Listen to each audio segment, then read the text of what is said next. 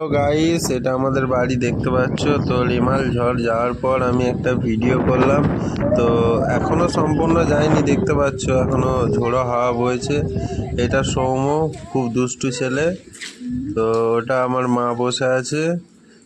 তো হাওয়া বইছে বলে খুব ঠান্ডা লাগছিল বলে ওইভাবে। তো দেখতেই পাচ্ছ এখনো ঝড়ের রেস কাটেনি। তো কি অবস্থা করেছে কলা গাছের। এটা আমাদের পাশের বাড়ি, দেখতে পাচ্ছ ঘরের চালটার কি অবস্থা করেছে। তো সব কিছু উড়িয়ে নিয়ে চলে গিয়েছিল। তো ও তো দুষ্টুমি করার ছেলে, দুষ্টুমি করেই যাচ্ছে, তো আর কি বলবো। তো যে ভিডিওটা দেখছো অবশ্যই আমার চ্যানেলটাকে সাবস্ক্রাইব করো এবং নোটিফিকেশনটা অন করবে।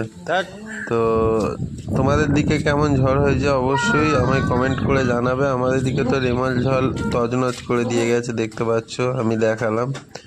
তো এই ঘরটা রং কেমন হয়েছে